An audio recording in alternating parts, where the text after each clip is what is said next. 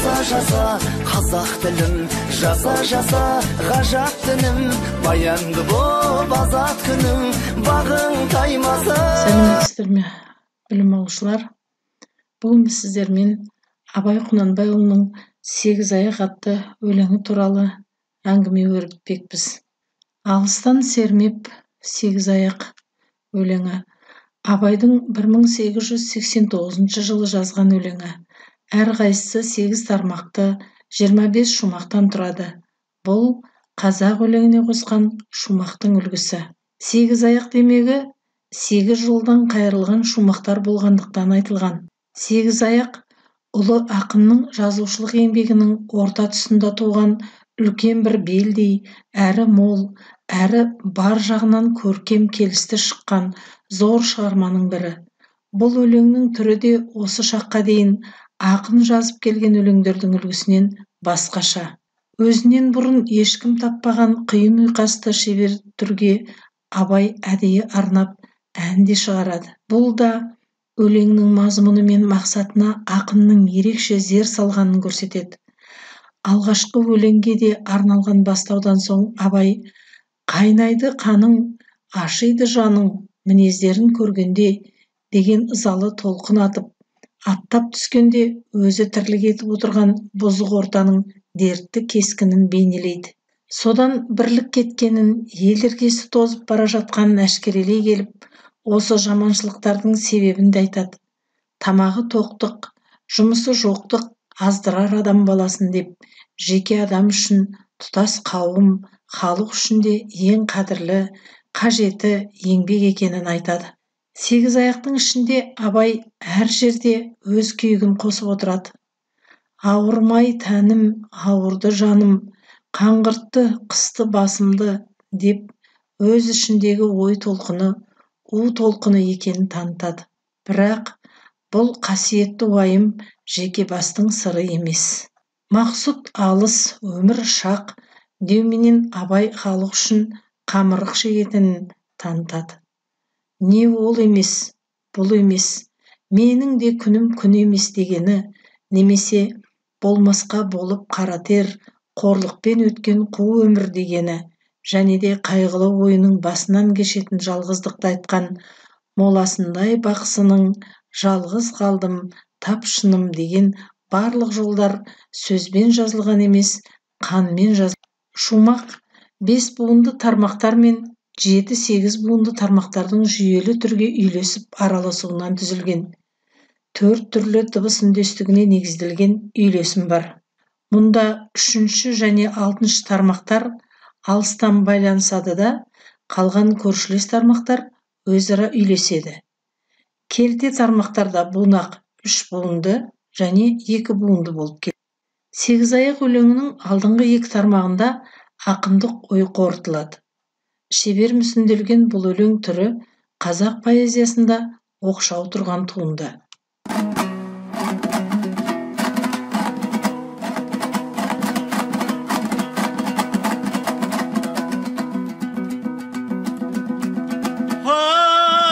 Алыстан сермеп, жүректен тербеп, шымырлап ойға жайылған, қиюадан шауып, қисынын тауып, тағынай жетіп қайырған. Толғау 90 қызыл тел, сөйлеймін десең өзің бел.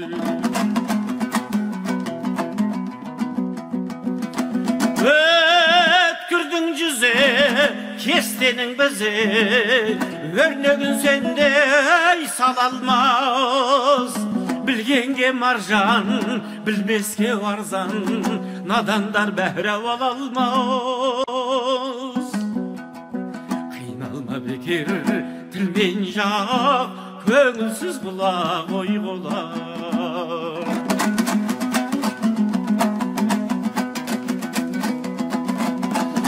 Жүргенге жол бос, болсайшы қол бос, талаптың дәмен татуға, білмеген соқыр, қайғысыз отыр, тамағы тойса жатуға.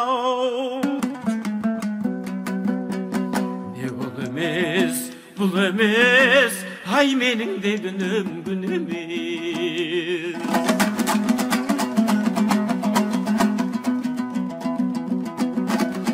Бергісі мыңға, жөнгісі сұмға, әлі жетер заман жоқ, қадірлі басым, қайратты жасым, айғайменге тавамал жоқ. Болмасқа болып қара тер, айғорлықпен өтті айғы өмір.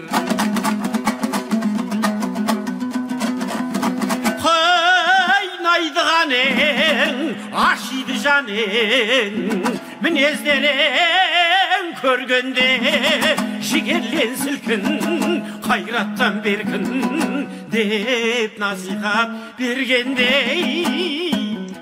Ұятсыз арсыз салтынан айғалығып та кетер артынан.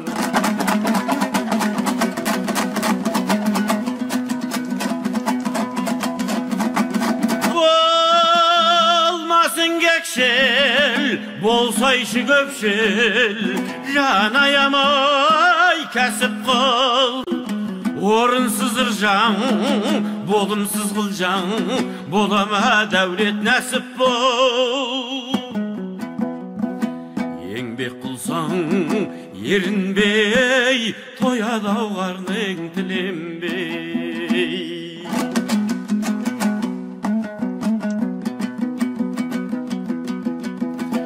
Егіннің ебін, сауданың тегін, үйреніп ойлап мал іздей. Адал бол байтап, адам бол малтап, қуансаң қуан сол кезде.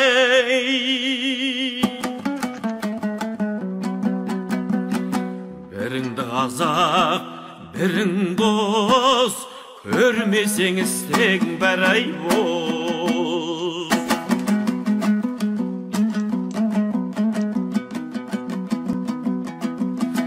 Тамағай тоқтық, жұмысы жоқ деп, аздырар адам баласын. Таласып босқа, жау болып тосқа, қор болып құрып барасың. Өтірік шағым толды ғой, өкінер уақытың болды ғой. Өмекшіл көзің, бір жалғыз өзің, бағалмай басын сандалар. Бауырыңа тартқан, сырыңдау айтқан, сырласың сырт айналар. Олғаны бұзып, ұрғар, қапысын тауып сен алар.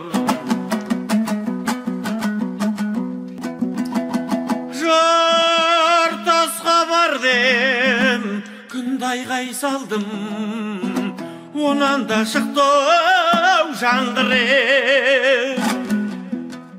Естісем үнін, білсем деп жөнін, көп іздендім қаңғырып.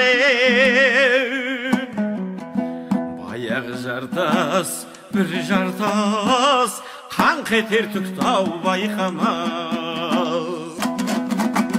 Аттысы шапты, жаяу қаптай, қайырлып сөздау кім ұқсын. Іште дерт қалың, ауыздан жалын, бұрқыт көзден жас шықсын.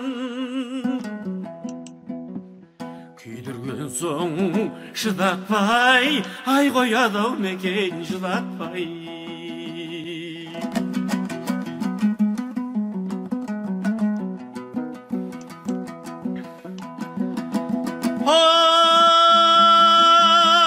Атадан алтау, анадан төртеу, жалғыздық көрер жерім жоқ. Ағайым бек көп, айтамын ептеп, сөзімді ұғар елім жоқ. Моласындай бақсының, жалғыз қалдым тапшының.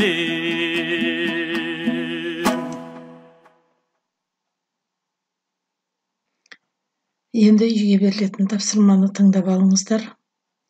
8 аяқ өлеңінен үзінді жаттаңыздар. Өлеңде айтылатын мәселелер қазіргі қоғамда адамдар арасында кездесе ме? Егер кездеседі десеңіздер, мысалдар келтіріңіздер. Сіздермен бірге болған мен, Ережепова Әдия Оразақынқызы. YouTube каналына жазылуды ұмытпаңыздар. Лайк басып пікір қалдыруларыңызды сұраймын. Зейін қойып көргендеріңіз үшін алғысымды білдіремін. Келесі сабақта кездескенше сау болыңыздар.